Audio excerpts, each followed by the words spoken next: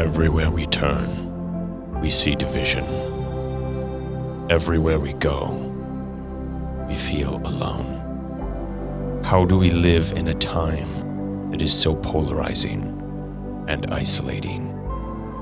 How do we find meaning in a world filled with so much noise? Where is the understanding and empathy? Where is the freedom from our pain? Join me, Russell Eugene Welch III. This is our journey together as we discover that the answers to life's biggest questions and hardest choices are not some deep, mystical secret locked away in some far-off corner of the universe, but the soft, gentle voice in our own hearts.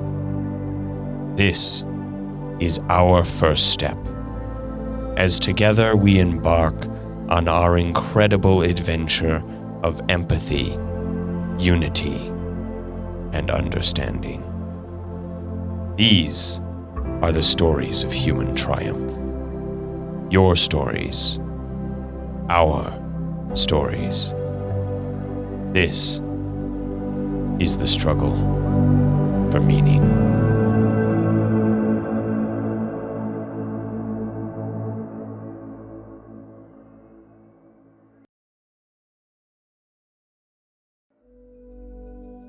Welcome to the struggle for meaning.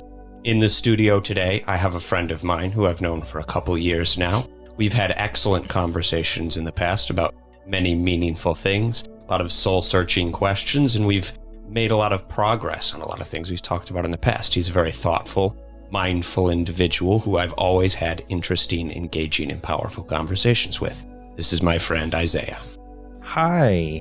Thank you, Russell, for having me. I feel honored to be here and talk to you. Love our conversations. Well, we're going to have another one. Right. So you want to tell us a little bit about yourself? Okay. Well, this coming fall, I will be a junior in college. What I'm studying right now is psychology.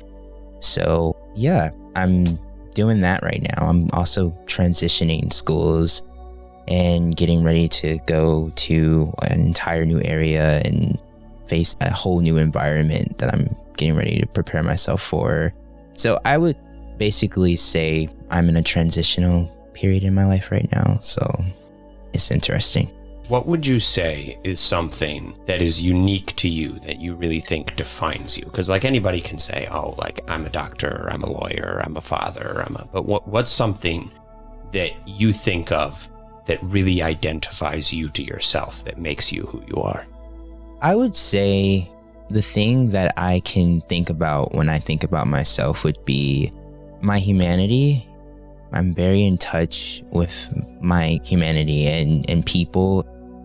I am someone who is generous, I'm kind, and I'm also a very open person. So I'm very open-minded to a lot of things. And I would say I would kind of describe my personality to be kind of universal. So, but yeah, I guess the openness and like I'm not a very judgmental person. So that is when I think of those words, it reminds me of myself. Now, your emphasis on not being judgmental, do you think that comes from the fact that you've been judged quite a bit yourself? Yes, definitely. Yeah, I think so, because being judged, it gives you the feeling of no one wants to be judged. So when you go through that, you know how it feels, so you don't want to ever project that to anyone else and make them feel that way. So I guess it's kind of a bittersweet experience of being judged. When you're judged, you're under intense scrutiny, but afterwards you have a more wider understanding for other people besides yourself. So do you resent being judged? I don't resent being judged. I don't necessarily like it. In a sense, I've learned to deal with it because I know that human beings are, they're just judgmental by nature, and I understand that. And usually when people, are confronted with things that they're not used to, it's their first, defense is, oh, well, let me put a label on this. And that label could be something that could be, I guess, in agreement with them, or maybe it's not. And if it's not, then they kind of, give you backlash for it. I mean, yeah, no one wants to be judged. It's being judged is not, I feel like if you judge someone, that's kind of going against being human. I get you can judge. I feel the only way you should judge people is off of their character, because if you judge someone other than things that they can help, then it's kind of being inhumane, because sometimes people can't help certain things that they're being judged about. What are some things that you were judged for that you feel like were unfair? I am a member of the LGBT community, so join the club. Gay. So I am a part of that also. And also, I guess the big thing is I'm a Black person, so... Right. And sometimes I might face discrimination in that way. But honestly, if I must say, I feel like I face more discrimination for being sometimes a member of the LGBT community rather than being a member of the Black community.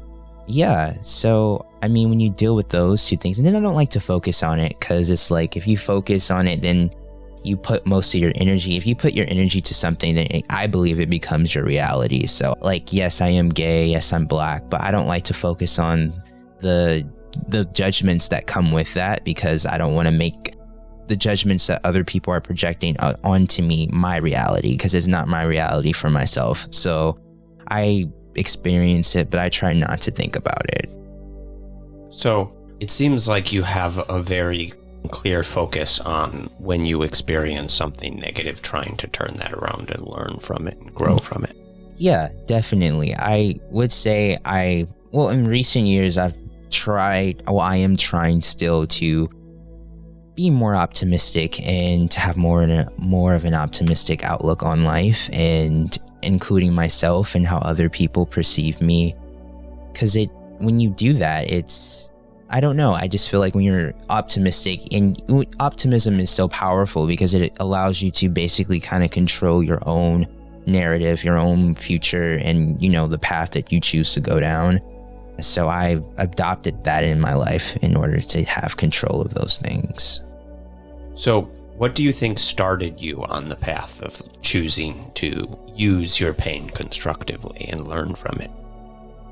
I think what inspired that is pretty much what, we all go through, is like, if you experience something painful, most of the time you you may have a negative reaction towards it. And then usually that negative reaction that you produce brings more negative, experiences. So I feel that, like, for instance, being called gay or being, in my younger years, being made fun of it because it kind of made me more depressed, and I didn't like that. I didn't like that I allowed people to have that control over me.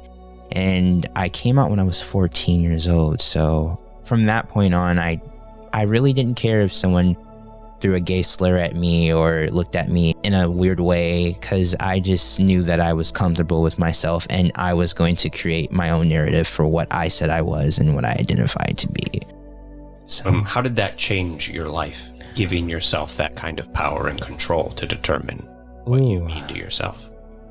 I think it definitely gave me a lot of power in a sense.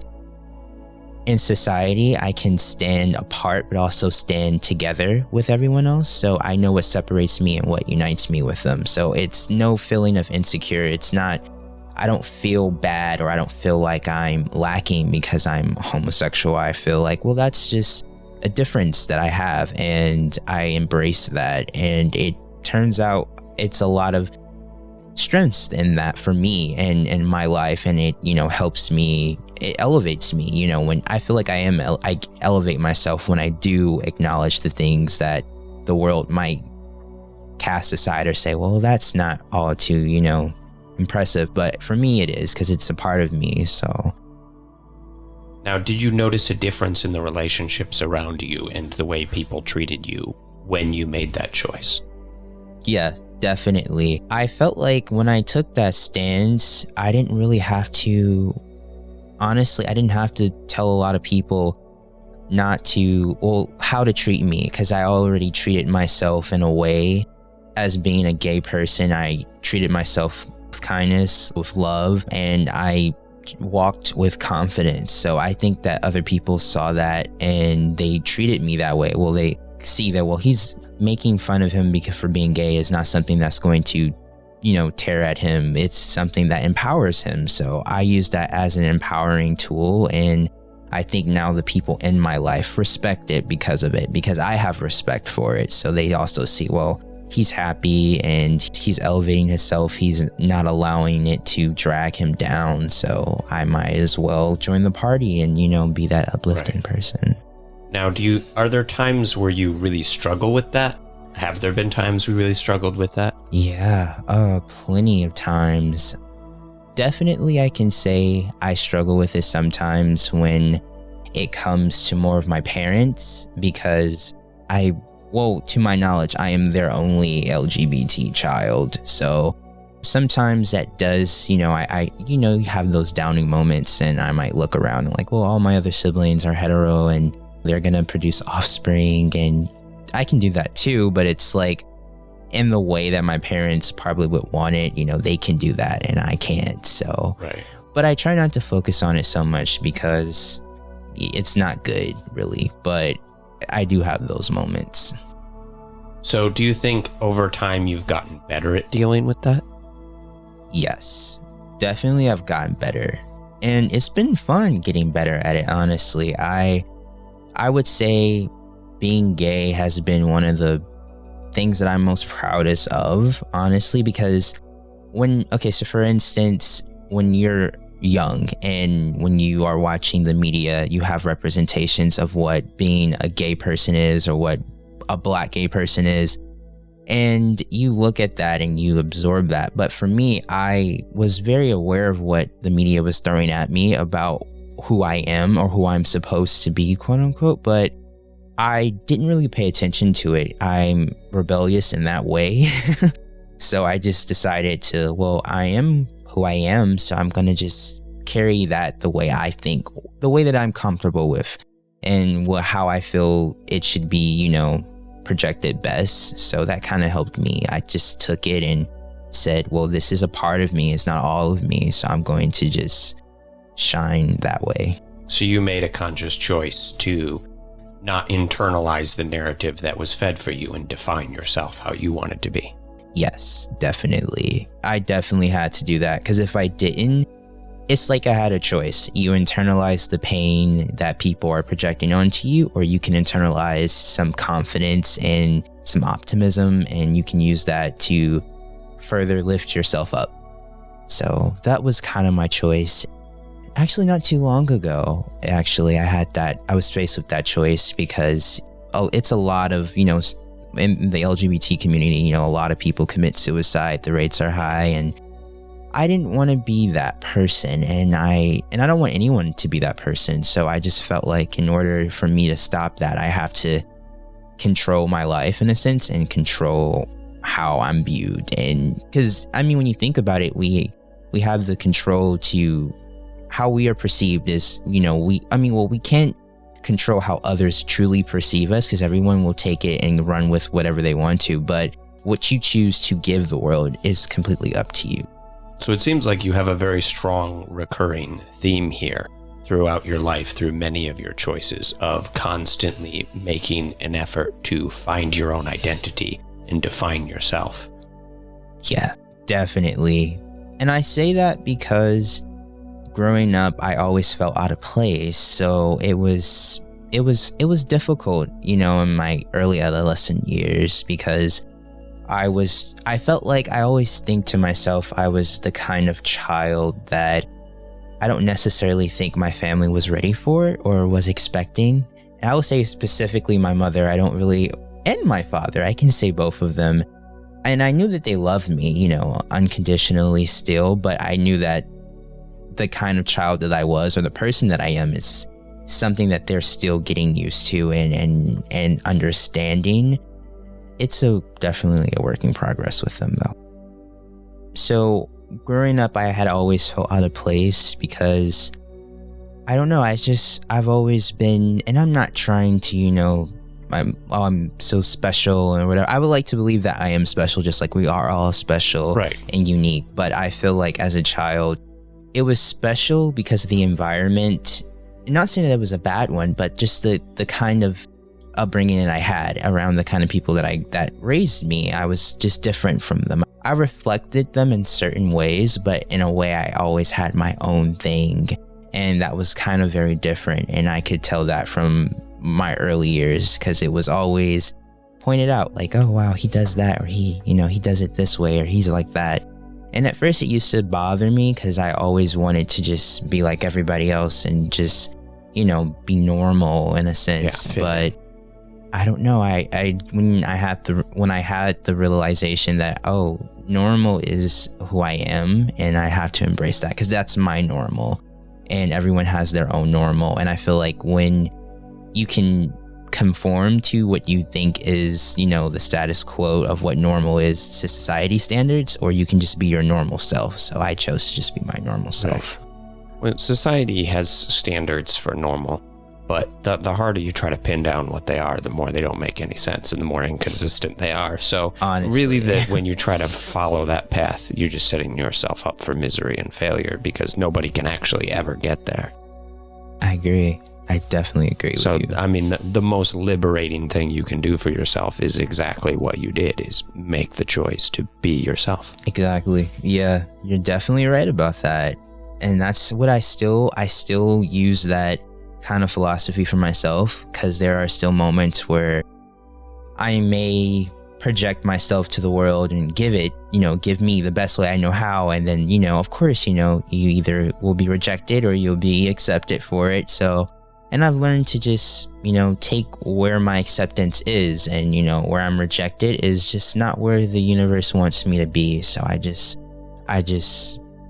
listen to the universe in a way. And that's what I think, if something is meant for you, you will have an easy way to get there. I mean, not saying an easy way. Of course, there will be challenges that you need to learn, but eventually it's going to be for you if it is. So, rejection, I feel like if whatever I'm rejected towards, if I want it, then I'm going to fight that rejection. But if it's not something meant for me and I'm being rejected for it, I leave it alone. So what would be an example of that? What would be an example of something you would fight for, and what would be an example of something you would let go?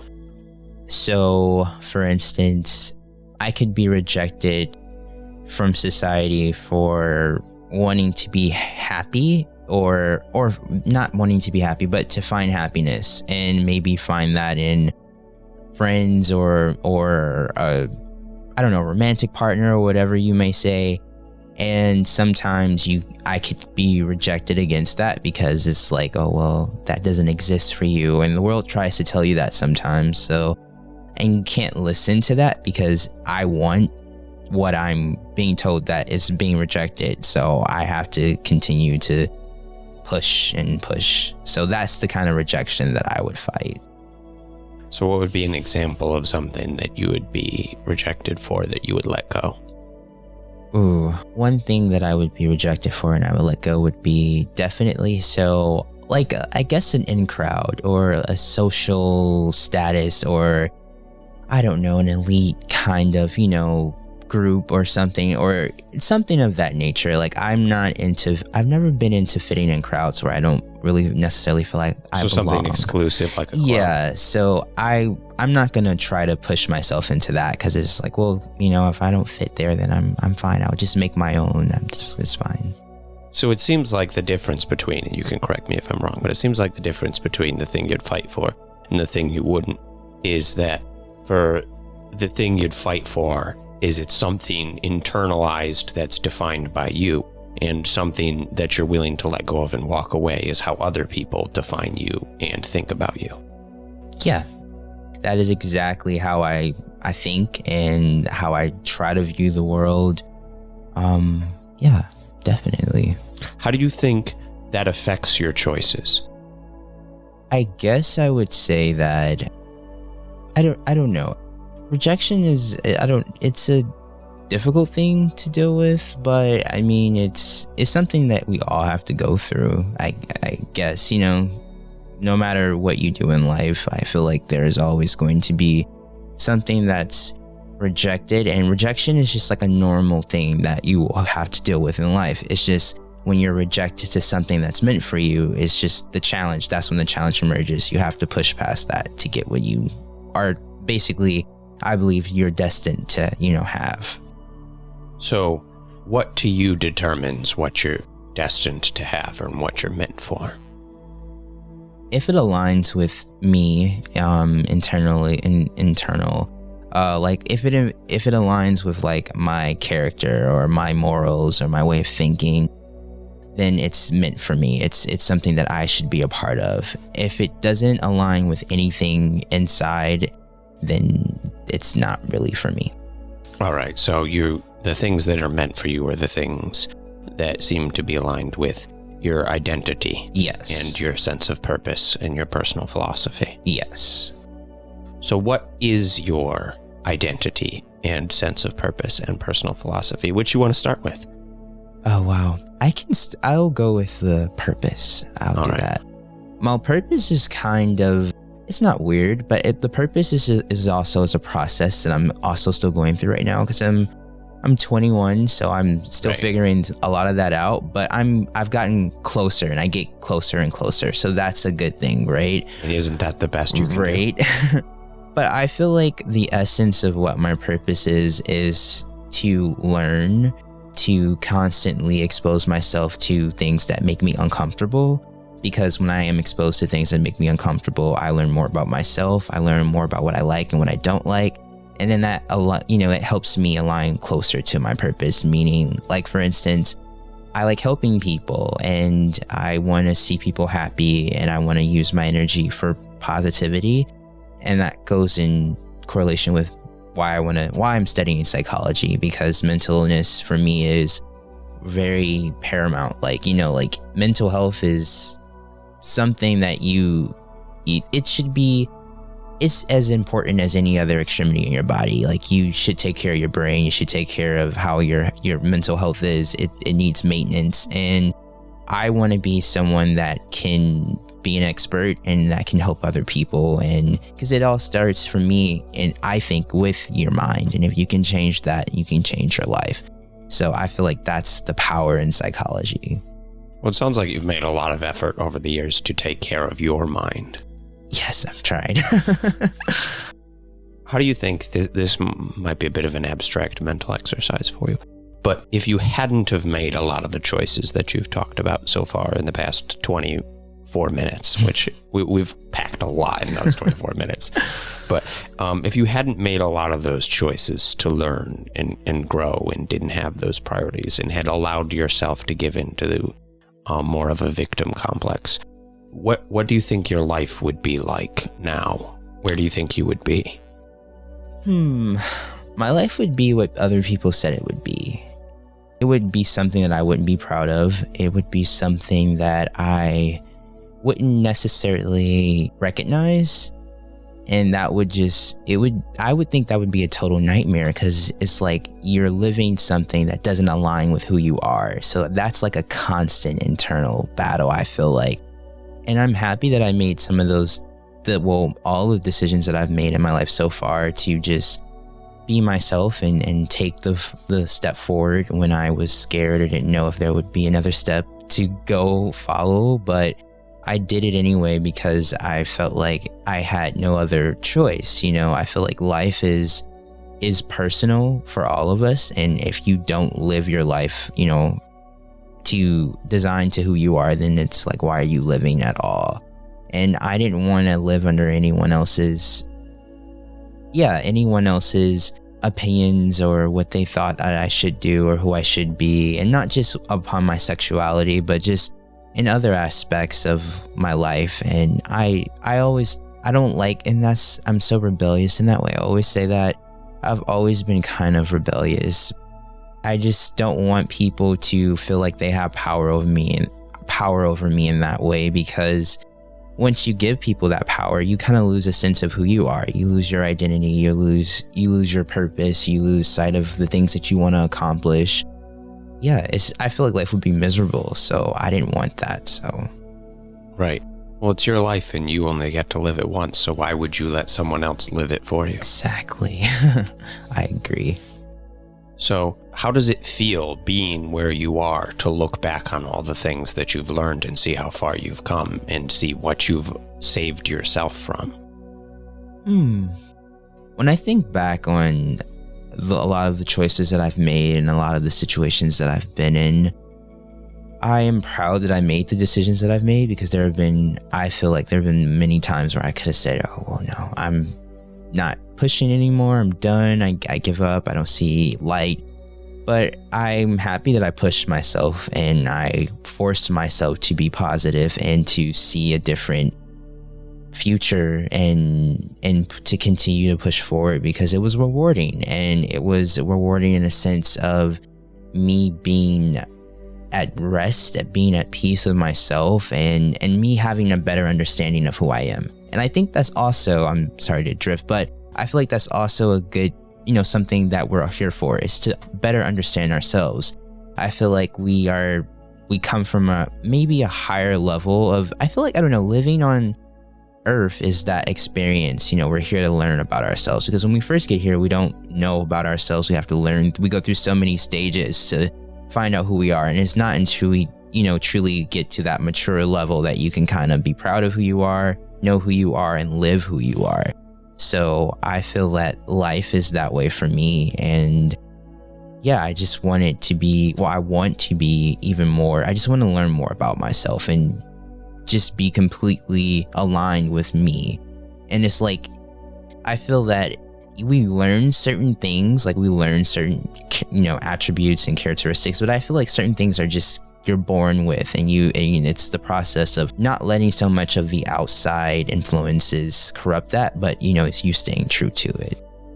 So you mentioned before that you're on the process of finding your purpose, and you'd mentioned just now that you're in the process of understanding yourself. Yeah. So for you, what is your process for finding your purpose and understanding yourself? What are the things you do to get yourself closer, to understand yourself better, to find your purpose better?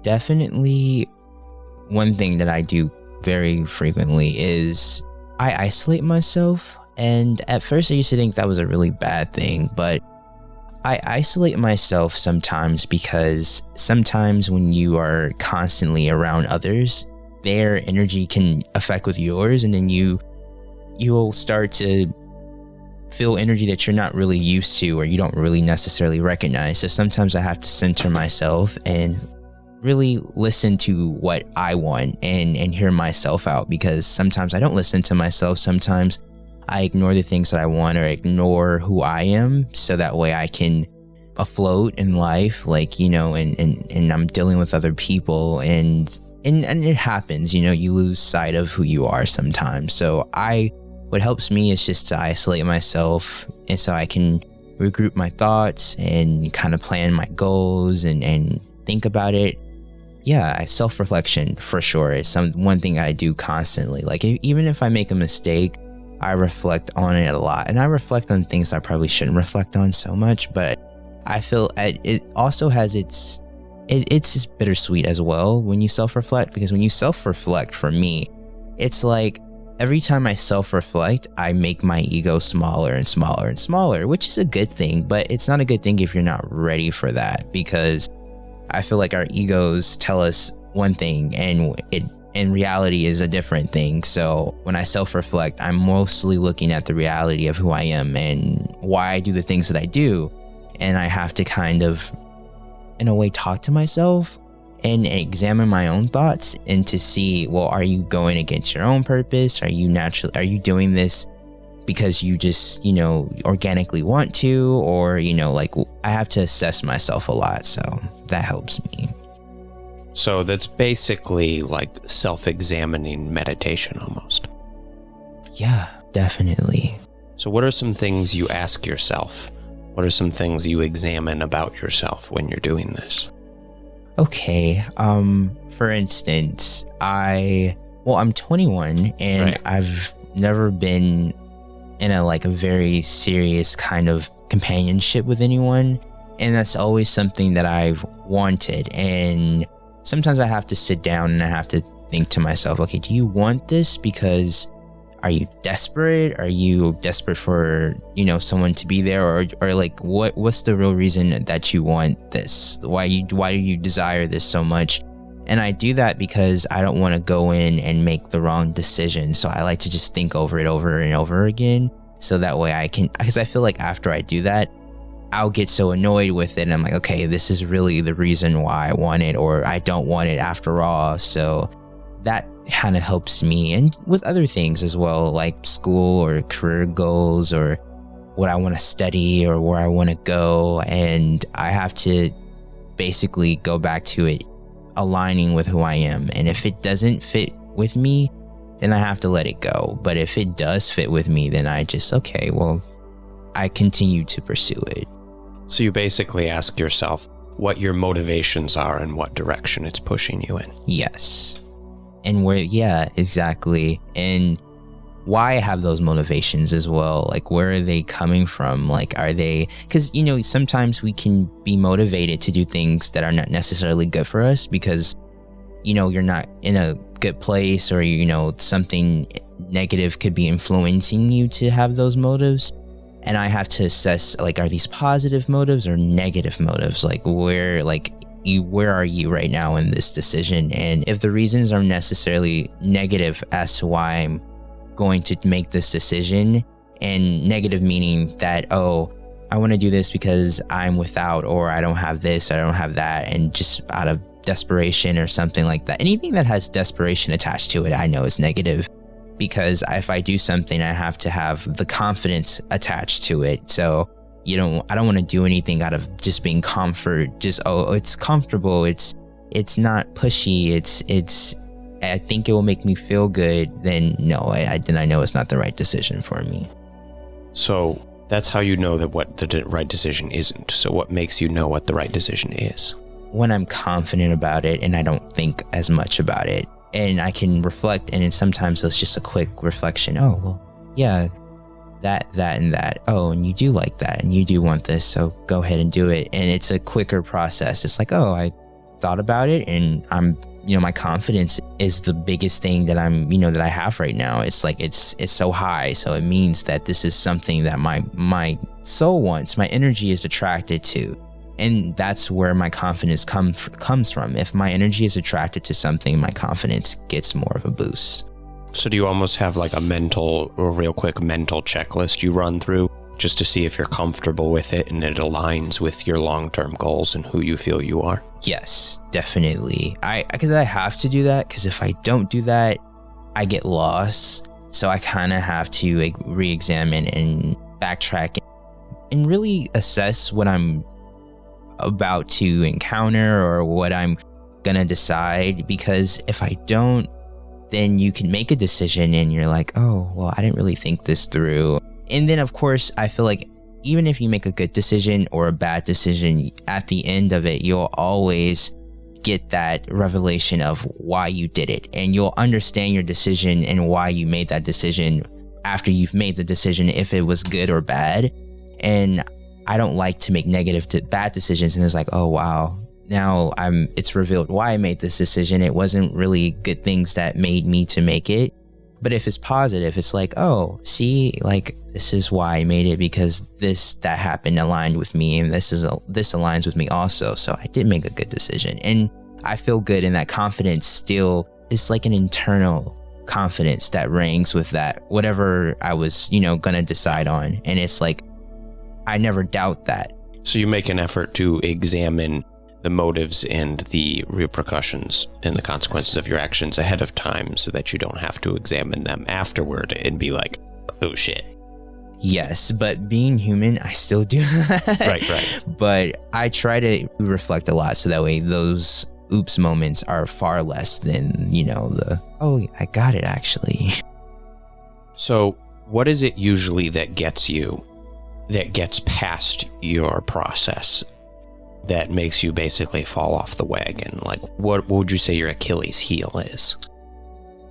My Achilles heel would have to be sometimes, and I have to correct it and I have to get it in check sometimes, but sometimes it is the yearning of wanting acceptance, or if it's not acceptance, sometimes it's just understanding. Like, it doesn't necessarily have to accept me, but just understand me. And sometimes I feel like I will make decisions so I can be understood, and sometimes you don't even have to go that far. Sometimes you don't have to do that.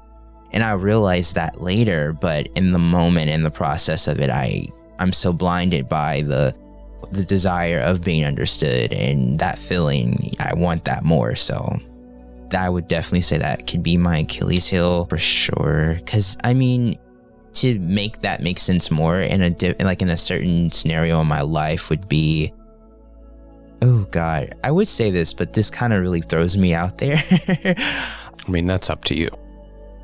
I would definitely say understanding, and I will take that back to the understanding of people that I necessarily grow fond of and I am attracted to. And yes, like, I'm someone who knows, wrong from right and knows what's good for me and what's bad for me.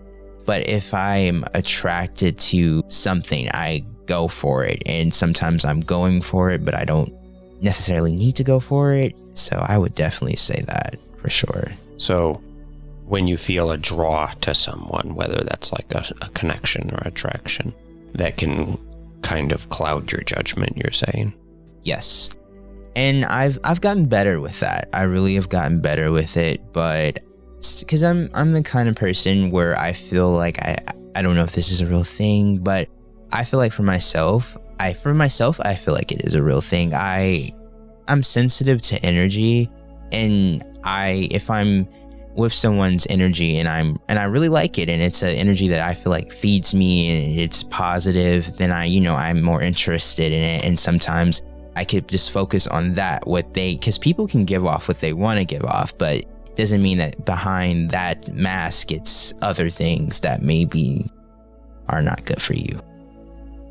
So when you get to a place where you kind of like fall off the wagon, what is your process for getting your way back?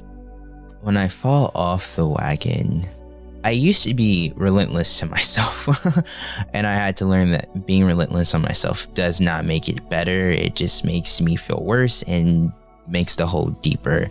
So now what I do, I realize the mistake that I made. And once I realize the mistake that I made, I just understand not to do it again. And I don't beat myself up as much, because I allow myself to be human and make mistakes and to be vulnerable, because I mean, vulnerability is a human quality, and we Right. all want to be vulnerable, and that's sometimes where my weakness may come in at, and I beat myself up about it, like, oh, you should have known better, you should have made that decision, and you shouldn't have did that. But I have to think and well, it's not, I'm human, I'm not a robot. I can't automatically program myself to do something and do it that way all the time. Sometimes I'm going to find other things exciting and want to discover, and it may necessarily bite me, but I learn from that bite, so I'll always remember it. It's like a mental bite, and every time I think about doing that or making that decision again, the pain from it comes back, and that helps me not to make another cycle, I guess. Yeah, that's pretty much how it works for me. Now, have you noticed over the years your decisions and your mindset affect anyone else? Yes, and I can say positively and negatively.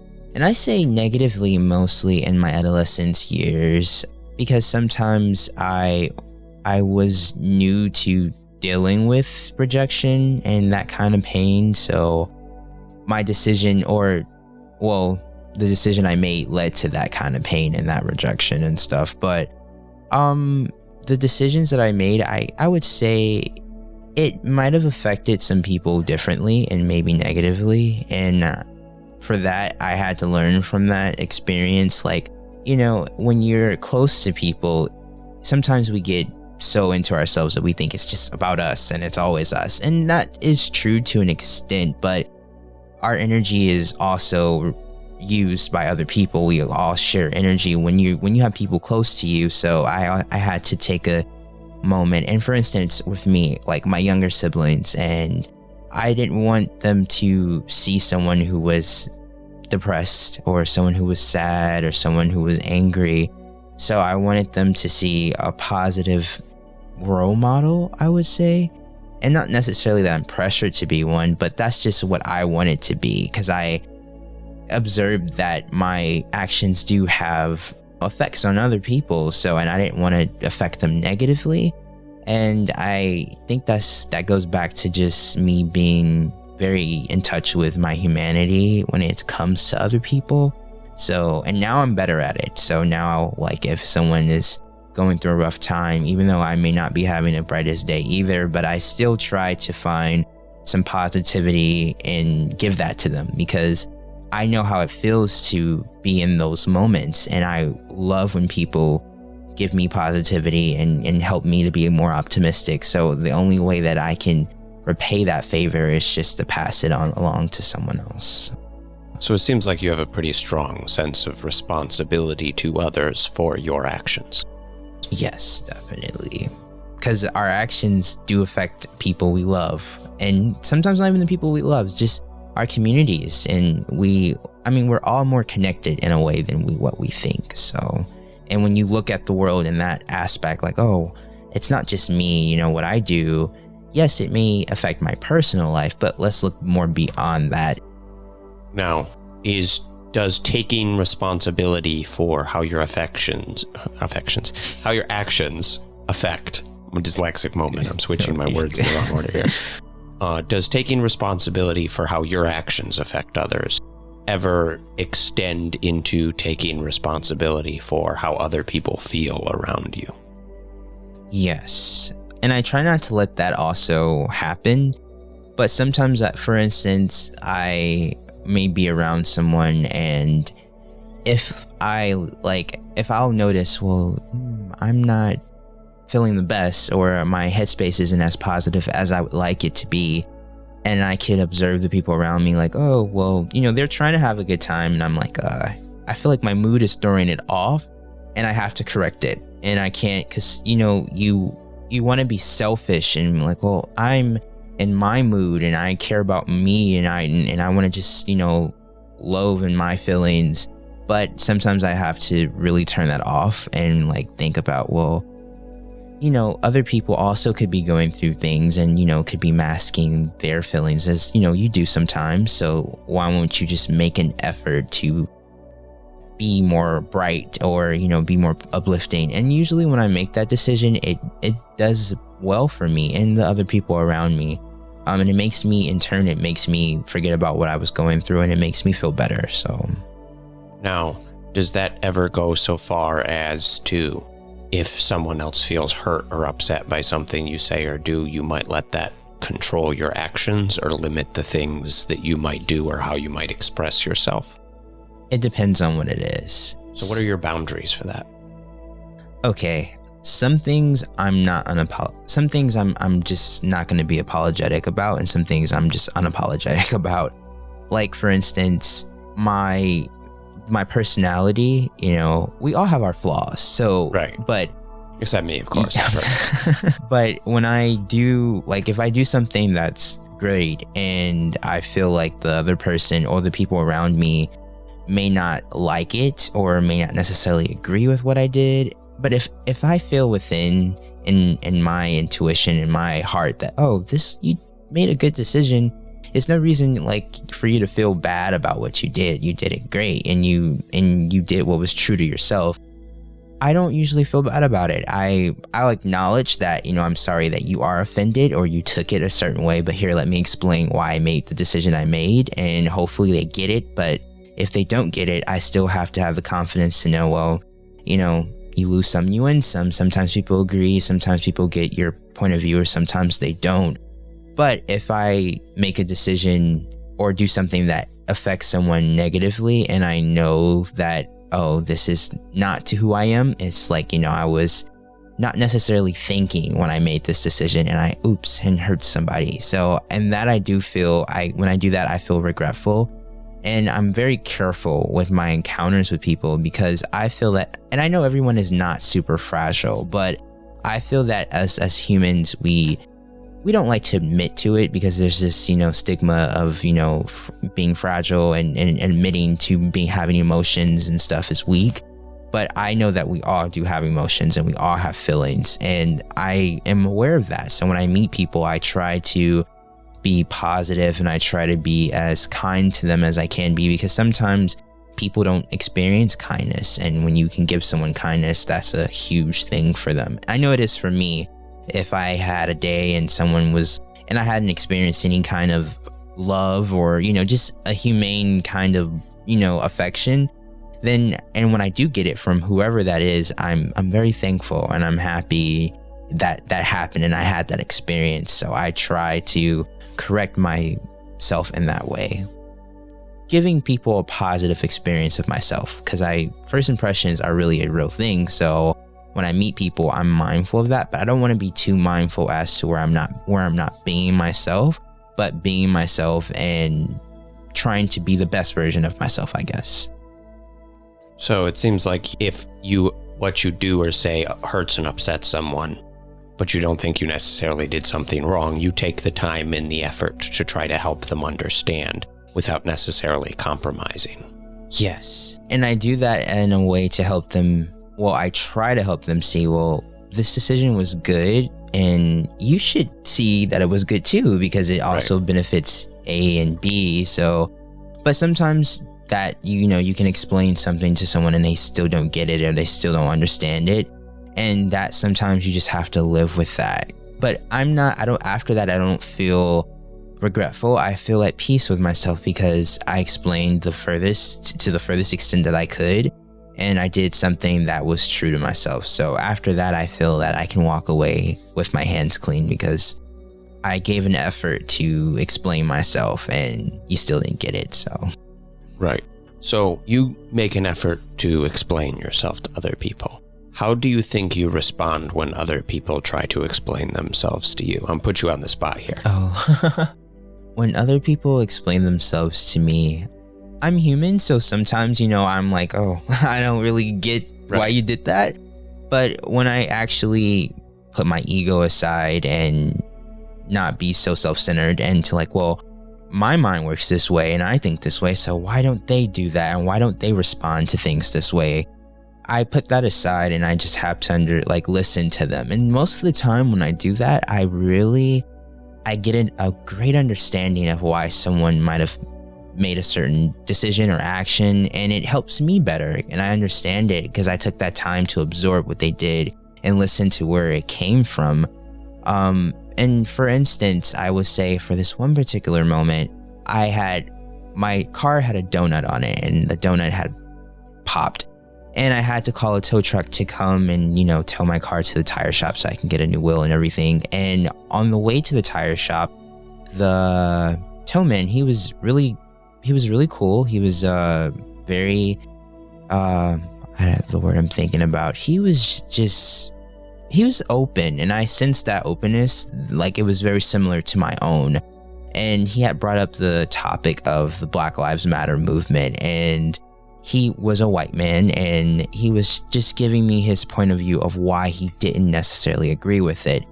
And sometimes... And this was without you bringing it up? Yes. Okay. And sometimes, other people might be caught off guard or sometimes other people of color might be more defensive. And for me and myself, I didn't want to be defensive about that because I'm sure he has a reason. Like, he's a human. He has reasoning just as much as the next person. So I wanted to hear what he said and I wanted to hear him out. And he basically felt like he was being excluded. And when I listened and put myself in his shoes, I could understand that. Like, if you reverse the tables, like a white lives matter thing, and then it's like, oh well, a person of color will look at that, oh well, white people don't want us a part of it, but that's not what it is.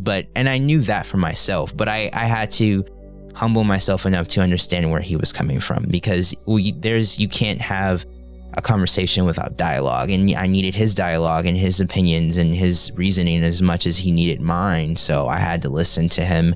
And, I think he took some of my points as to why I support it, and I took points of why he didn't support it, but he wasn't anti, Black people or anything like that. It's just he gave his reasons of the feeling of exclusion, and he wanted it to be more inclusive. So, and I understood where he was coming from with that, and he gave me some proposals that he thought would be great, meaning changing the name of the group and everything. And I heard him out for it, and I was glad that I did that day, because I didn't just assume that he was racist or that he didn't like me because of my complexion or anything like that. He was none of those things. He just had a disagreement, and he was able to provide reasons as to why he had that disagreement, and I heard him out for it. You said something really interesting. You said he was open and heard some of the things you were saying, and you were open and internalized some of the things he was saying. Yeah. So, which is really powerful, because by listening and being open to what he was saying, you communicated to someone who, if you would have been resistant and made him feel attacked, he would never have heard anything you had to say. But that's probably opened the door for him as a person, for then him to internalize more similar information in the future, because you treated him as a human and made him feel listened to. Yeah, definitely. And I got that from him. He felt comfortable. He felt really, I can tell that he just felt, yeah, I think comfortable is the big big thing he probably experienced, because I didn't make a face. I didn't, I didn't over talk him. I just let him, talk and explain his points. If I didn't understand something, I just asked a question, and, he further explained, and it made sense from where he was bringing to me. And it's just, and I feel like that's a lot of the reason why we have so much sometimes unrest and misunderstanding among, different racial groups and people, because it's just, sometimes you just have to listen. And that's one thing I really learned, and not just with white people, but just with all people, and it's just, I feel like racism can come in a form of where you're not comfortable with being outside of your perspective. And when you are, anti that, you kind of are, anti that other perspective, which may be a different race and how they view things.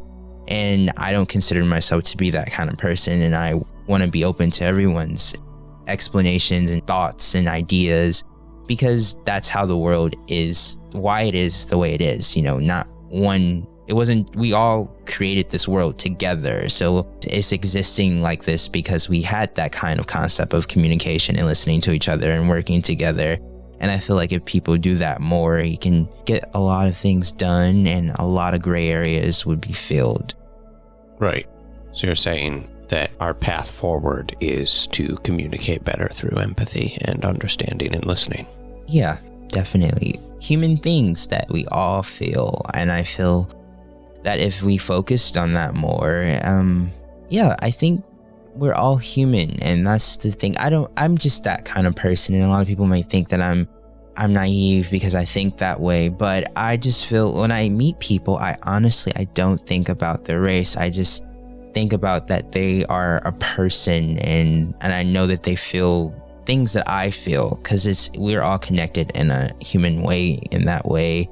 And I'm more interested in knowing the kind of human you are, the kind of things you experience, the things that we share, and even our differences, because your differences are interesting to me, as well as my differences may be different and interesting to you. And I feel like when you do that, it creates a better conversation, a better vibration. It changes everything, I feel like. So what would you say to someone who, hearing that story, would think or say something to you like, you should have taken a stronger stance on Black Lives Matter, or you should have defended it more, or you should have called him out on that, or you should have told him that even if he's not being actively racist, he might be passively racist or contributing to the problem? What would you say to someone who would say those things? I would say that I do stand for what the Black Lives Matter movement represents, as meaning that it's not excluding anyone else, and it's mostly focusing on the people who are not being treated so well mostly sometimes. Right. And I understand that, but I also understand that a lot of people don't understand that. A lot of people don't have that information. A lot of people are, I guess, just don't understand it, don't have that kind of access, or maybe the person that presented it to them at first wasn't the best presenter, so they probably got it they probably got a bad presentation of it. And I would say that, and I would say I use that time to explain something that I care about and something that someone didn't quite understand. And I wanted to hear the perspective of them, because it's a voice, and and it should be heard. Everyone's voice should be heard. And I agree, you have to point out, of course, the obvious and oppressed and all of that. So I understand those concepts, just like I'm sure everyone else does, but it's just the part of, and I know that's sometimes a hard pill to swallow, but even from the quote unquote, I guess, the other, or someone that's different from you have to listen to them. You have to understand them, because you can't just tell someone to shut up and I don't want to hear what you have to say, because that doesn't, I mean, like, let's say if we were having a conversation about anything and you were saying that I think jam is really great, and I'm like, well, I don't care what you think. If jam is great, I think that peanut butter is just better for sandwiches, and here's why, and I'm not listening to... Oh, jam. I thought you said Jim, and I was like, I was confused for a second. I was like, Jim on a sandwich? What? No, you're right. But I think of it that way, and I don't know. I'm just that kind of person. And I know a lot of people might not agree with it, but, and there goes again. I don't like to be what people say I should be, or think the way people think I should think. I want to have my own opinions and my own reasoning for myself. And I'm not going to not do something because society says it's, oh, well, I don't think you should do that and you should act this way when that comes up. Well, that's like saying that I shouldn't be gay, or I shouldn't do this a certain way and I should stay away from it, or not necessarily comparing the two, but it's like, those are aspects of who I am. And I'm a black person and I'm a gay person, and that's a black issue. I'm a black person. It matters to me, but I have to also listen to someone who isn't black, and I have to understand why they don't understand it or why they don't get it, because I'm just going to keep yelling my issue and my cause and the other person doesn't get it. That's just useless. You're not solving anything. You're not accomplishing anything, because one voice is being heard. We have to all sit at the table and talk.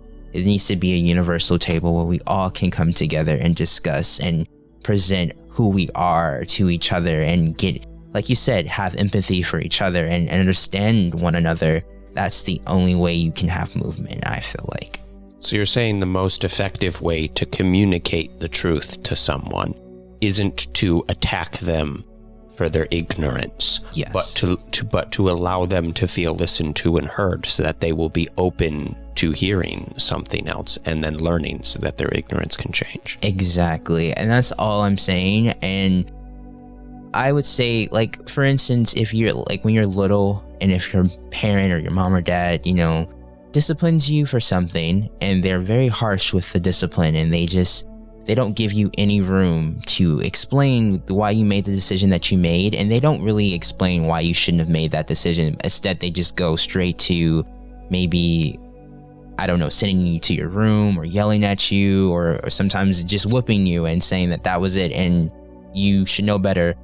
That doesn't help. That just makes a negative experience to remember. But if you actually use ignorance as a teaching moment, like, okay, let's just sit and let's discuss and let's talk about it, and you can judge the person. I feel like once someone is educated and they make whatever decision that they make afterwards, then you can have more of an opinion of who they are regarding to that subject or whatever, after you've explained to them, after you've communicated, after you've educated them, I guess, on whatever cause that you have or whatever issue that was brought up.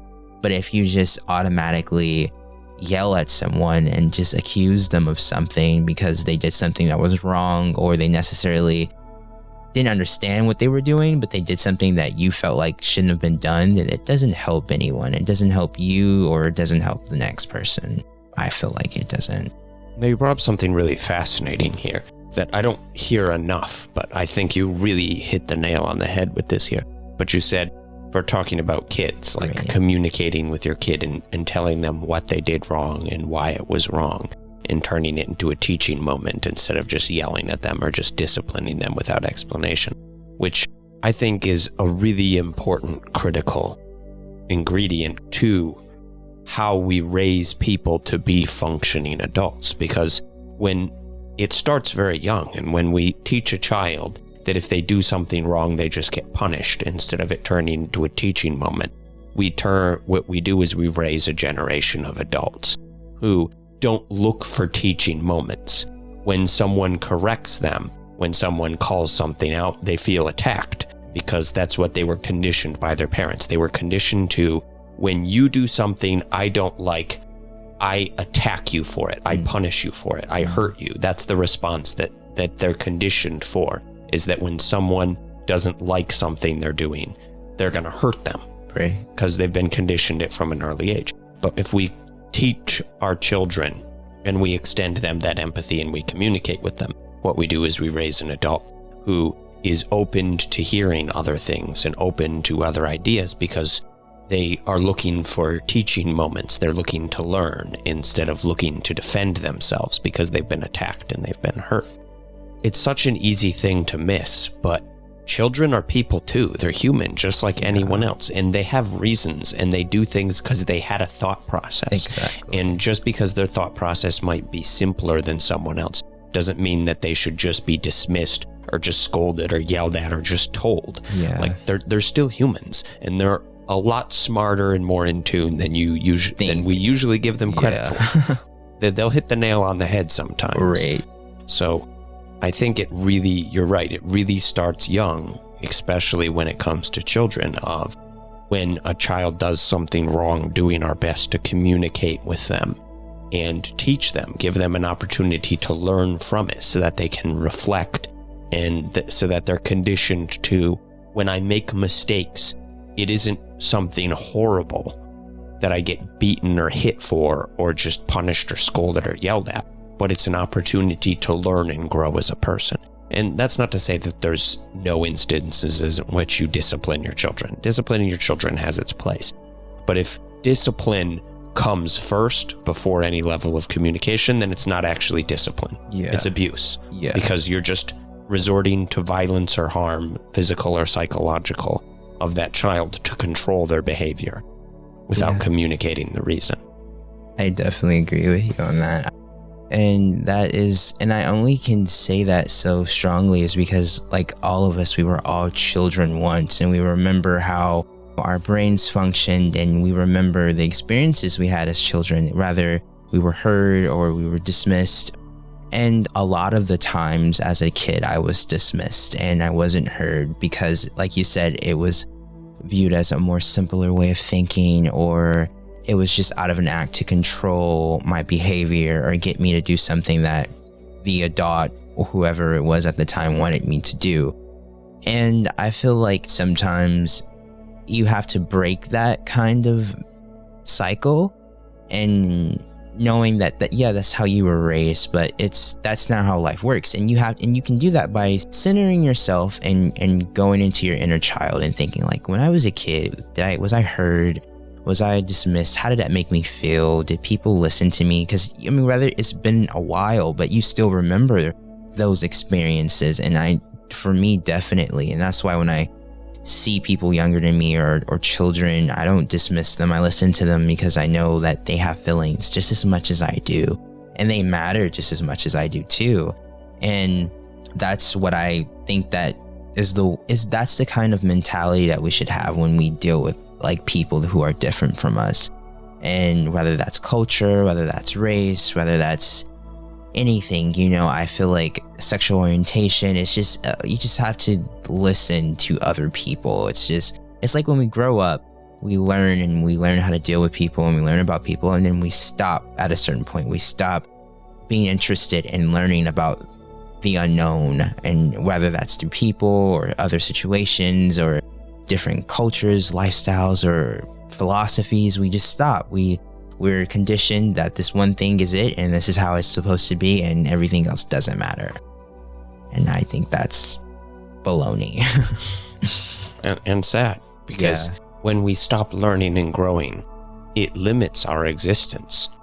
Because you said earlier that you put yourself outside your comfort zone, and you hit the nail on the head completely with that, because we don't grow inside our comfort zone. We can't grow by definition, and life is growth.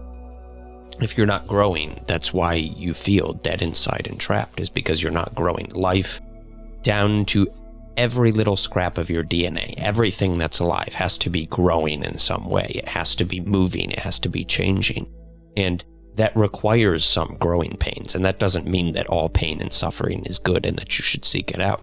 But it means that it has a place, and it's a part of your life. It's a part of your existence. And if you try to push that away and you try to hide from that, you limit yourself.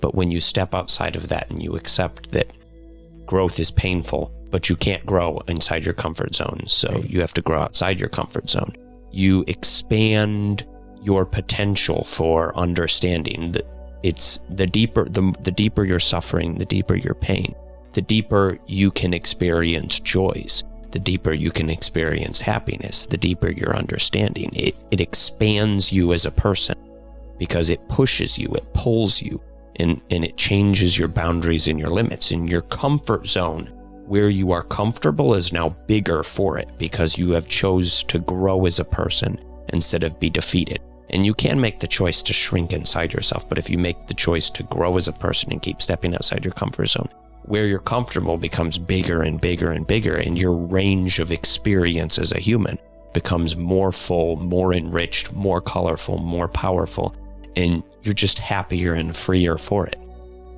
You said that perfectly. Really, that's the whole process of life. I mean, if you don't allow yourself to go through those experiences, then why? I mean, not why are you living, but it doesn't make sense to continue to live. I mean, because like you said, I mean, we are advanced beings for a reason. We're not meant to just, we don't necessarily go off instinct.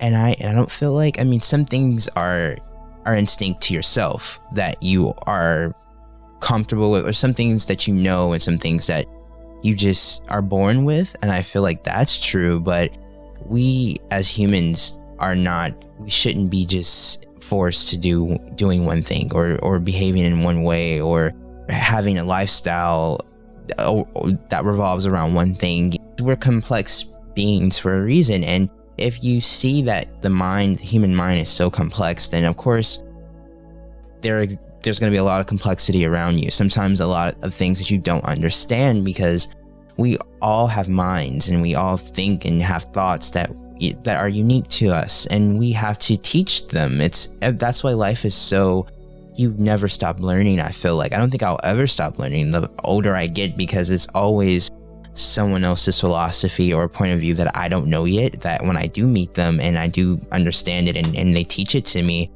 I'll have a different outlook. And like you said, my comfort zone it's going to expand. And I feel like that's important, because when you don't expand, you do feel dead. And then that leads to depression, and that leads to not feeling worthy and feeling worthless. And that's because you're not being productive, in a sense of you're not using your mind. You're not exercising the brain that you have, the thoughts that you know come to you, but sometimes you just automatically dismiss them, because you're just so conditioned to think one way, and to see life in that way. And that has to be painful, because I know a lot of people don't want to be that way, but sometimes it's hard to break away and like you said, step out. It's all about stepping out of your comfort zone. Really, it is. That's what life is all about, because no one's born with the knowledge of everything. I mean, no one is. You have to learn. You have to go to school, or whatever school that is for you. You have to have some kind of education. You have to travel. You have to talk to people. You have to communicate. And if you don't do that in life, you're pretty stuck, or you're one-sided individual, and you're not not trying to be mean, but I would think that you would, not saying that you don't have the potential to be very intelligent, but I don't think if you are limited in exposure, sometimes you cannot have I guess your intelligence is probably lower because you don't. You're selling yourself short because you haven't made the effort to tap. Like, you're into your own capable of potential. learning so much, but you just don't want to. And Right. I think that's sad because the mind is really a terrible thing to waste. It's such an extraordinary thing. And for my own brain, I know my brain is sometimes the things that I think about. And when I learn something, and when I learn something, it's like an aha moment. It's like, oh wow, it's stimulating. I love to be mentally stimulated. So, and learning is the gateway to that. So I feel like learning is important. Well, you're right that one of the most beautiful gifts we have as a species, and each of us as an individual, is the fact that we aren't limited exclusively by our instinct, because we are a species that can question our instinct. We can be introspective, which just means to self-reflect. Right. We can be introspective.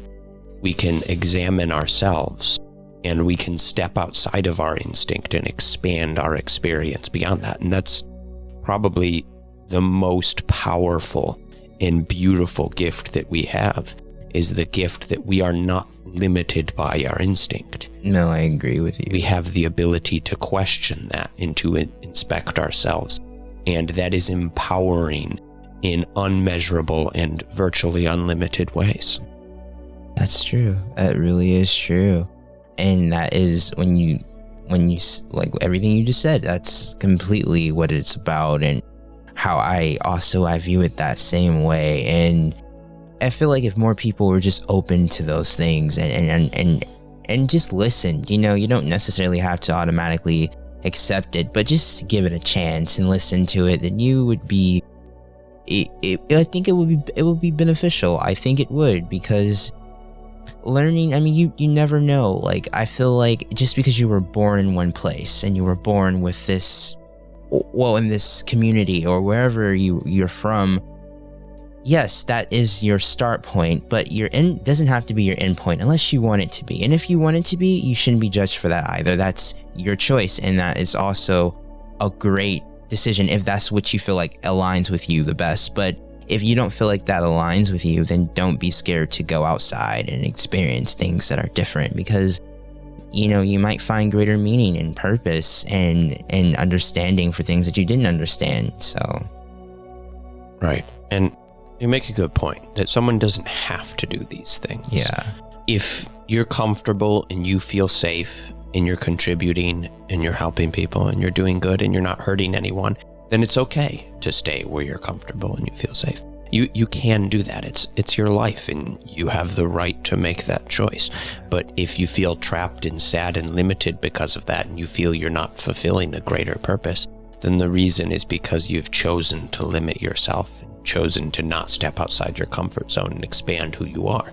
And it's okay to make that choice, as long as you're willing to accept the consequences of that, and that is that you will have a much more limited, narrow experience in life. And if you want to trade safety and security for that in simplicity, then you have the right to do that if that's what makes you happy and makes you feel fulfilled. But if that doesn't make you happy and it doesn't make you feel fulfilled, or you have toxic traits because of that, because you're hurting other people out of your own ignorance, then you have a level of responsibility to the people around you to expand who you are, at least enough that you no longer hurt them. Exactly. Because then you understand them. Yeah, that's true. It really is. I mean, it's about choice, and choice, I feel like, should be made with, like you said, it was something that aligns with you. If that choice aligns with you, then that's the right choice for you. But if it doesn't, then you should think about something else, experience something else, try to, expand your consciousness in a way and experience different things. Because I say, literally, I think exploring and learning is something you shouldn't stop until you get enough of it, until you feel satisfied. Just keep going and retaining as much as you can. if that's what you desire. But if you don't, then you don't have to do that, because not every human wants to do that, and not every human, I guess, is meant to do that. We all have different purposes and things that we're needed for. We all have purpose, I believe, and It's the matter of finding that purpose. And sometimes it's not right in your backyard. Sometimes it may be 5 backyards away, or a little ocean away. You never know, but you just gotta find it. Or beyond the limits of the cosmos. You never know. There is no limit to learning, and there's no limit to understanding. Yeah. There's always more. Exactly. There's always more. Definitely. It's always more to learn. And so it just comes a question of risk versus reward. What's the trade-off? Are you willing to accept the risk of putting yourself outside the comfort zone of your comfort zone and facing uncomfortable truths, facing harshness of reality, opening yourself up to hearing other people in exchange for the immeasurable benefit of a deeper, wider, more expanded, more colorful experience in life, a richer experience in life? Yeah, definitely. I definitely agree with you on that. That's important. It's important to reflect and make that decision, because the faster you can think and reflect and get an understanding of who you are and when the things that you align with, that whatever path you are choosing or will choose, that's the faster you think about that, the quicker you can get on it and start, to go down and experience whatever that path has to offer you. And that's one thing I say that because that's how I feel. Those are the decisions that I'm faced with myself. I can, when I'm faced with something, I can choose to be small-minded and not think more, or not, force myself, because, no one wants to be ignorant. And when you're faced with something that you're ignorant towards, you're like, you feel kind of, some people may feel insecure, or some people may feel, I don't get that, but I'm open to understanding why you do and where that comes from. And then I learn it, and then I can add something to me. And then, in exchange, like a trade-off, I can show you something, you can show me something. And I think that's basically what life is about, the interaction with people. I feel like people, that's what we're meant for, is to teach others and to teach people about ourselves and talk about our own philosophies, because in a way they all kind of connect, but they're just expressed in a different way. And you'll never understand that different way if you are rejecting it constantly, Now, as someone who, being as young as you are, but has this many realizations and has as clear of a path, and obviously it's not completely hammered out and you're still figuring things out, and there's always more questions and there's always more to work on. But as someone who has this much of an understanding and this much self-reflection, and has worked on themselves this much, and has a clear path forward of how you want to learn and grow and expand as a person, how does that make you feel about your future, and where do you see yourself being throughout your life? My future? When I think about my future, I think of it as, and I sigh like that, not out of like it's not a negative thing. It's more like I am excited about it, but I'm also, it's like I know the path that I'm on, and I know the path that I'm going to take, and I know the decisions that I'm going to try to make, that they make sure that they align with who I am. But I don't know where those decisions are always going to lead me. They might lead me to things that I didn't even know that were possible for myself. I feel like life is always like that, and I'm just anticipating, what life takes me. It's like a ride. It really is for me. And I'm excited, and I can't wait to see where I'm going to be. I have an idea of where I want to be, but life is like the best teacher, because it helps guide you to where you should be if you listen to it, and you're not stubborn, and you actually are, open, and you hear, and you can, like, oh, well, I'm getting advice, or I'm being guided this way. But sometimes people are guided a certain way that is the way they should take, but they are very resistant and they don't want to do it. But for me, I'm learning not to be so resistant to things, and learning to be, to listen and to actually hear it out and explore it and see where it has to take me. So I feel like my future would be interesting, definitely, because life is interesting now. So I can only imagine it will be more interesting. And as far as like the people I meet, the places I go, the things that I will learn, and yeah, I'm just excited for it all, because I know there's so much that I don't know, and there's so much that I want to know, and I want to experience. So I'm really excited for it. And you said that the future could teach you something that would completely change your perspective on something, and that level of openness, that level of open-mindedness, I think is why you have such an open heart, because without an open mind, you can't have an open heart. Yeah, that's true. If you'd have a truly open mind, an open heart will come. And the fact that you have an open mind and an open heart, and you have that openness to changing and learning and growing, and that desire and that drive is so powerful and incredible. And it's really encouraging for me to hear. And it really, it touched me. Oh. Like, I don't know if you saw, but like I teared up just a little bit. Oh, wow.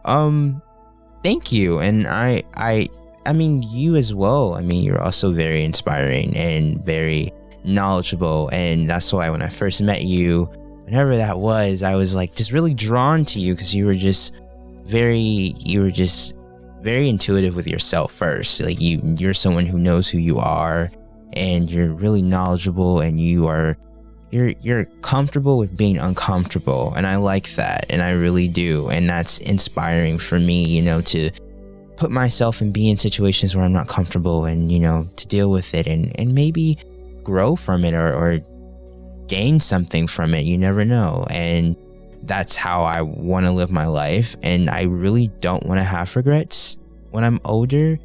And as far as, I mean, of course, we will probably look back and say, well, I could have did that differently or something, because you'll learn a different way. But to the essence of my life and who I am, I don't want to make any major regrets that I'm like, oh, well, I said no to my calling. I don't want to say no to my calling and whatever that is. And I'm, like you said, I'm figuring that out right now, but I don't want to reject it. And then years down the road, I do understand what that calling was, and I see what that calling could have sent me and could have had the life it could have had for me. And I regret that I didn't listen to it. So good for you. But that is why you're my friend, is because I've made such an effort in my life to surround myself with people who are like you, people who are trying to learn and trying to grow, who have an open heart and an open mind, because that's how I got to where I am. I wasn't born like this. I was a little shithead. I was in some ways I was an arrogant prick. Oh. And I was also just a difficult person to know. And I was a really difficult person to communicate with, because I just communicated in a way that was really blunt and selfish. I thought of life in terms of, well, this is a fact, and so if you can't deal with this fact or this truth, then fuck off, like you're just weak as a person.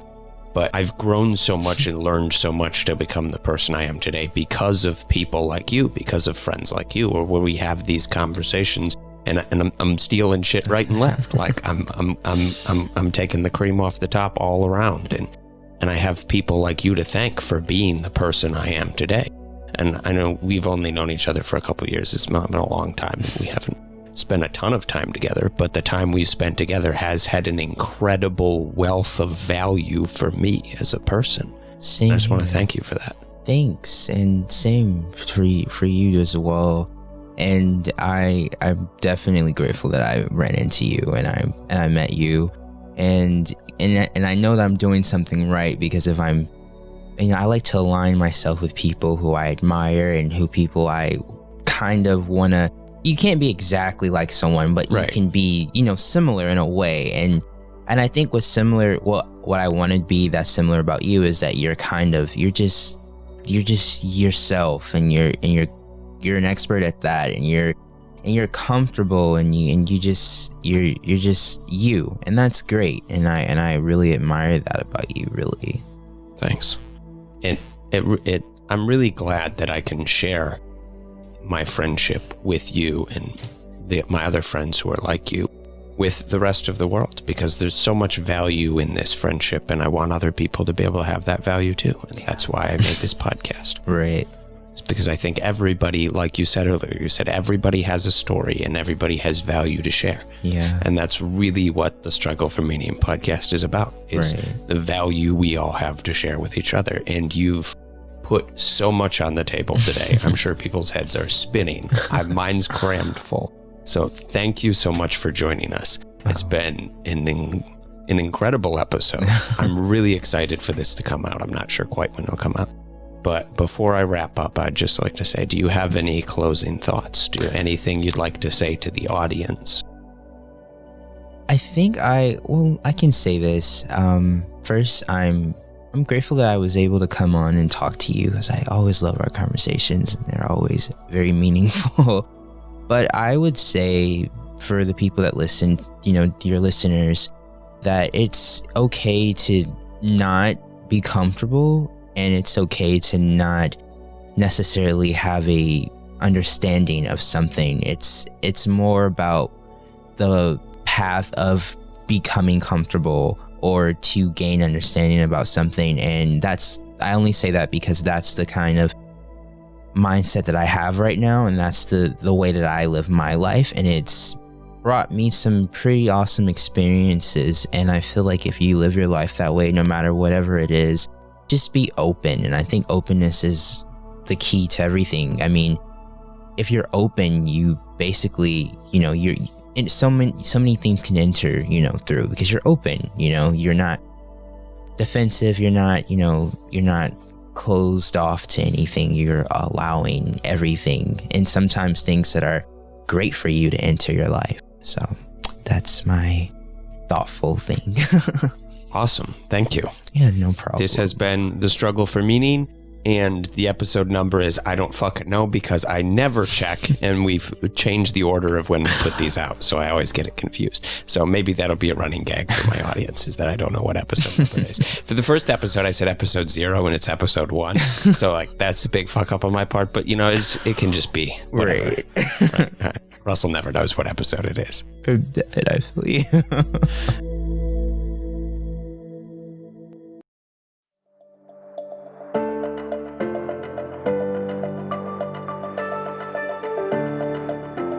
Thank you for joining me.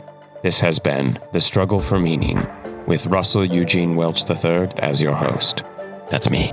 If you have enjoyed this program, please share it with someone else and leave a 5-star review to help us grow. If you go to lingeringshadow.com, you can find my blog, social media, updates on all my current projects, and announcements for future ones. I post all kinds of stuff on there every day. We always have an ongoing conversation about personal growth and finding meaning there. So hop on over and let's hear your thoughts too. Again, that's lingeringshadow.com. Keep learning, keep growing, and take it all one day at a time. You got this. Remember, you are not alone. We all live life together. So let's share life together. Now, here's a moment for yourself to just breathe and feel alive. Take care.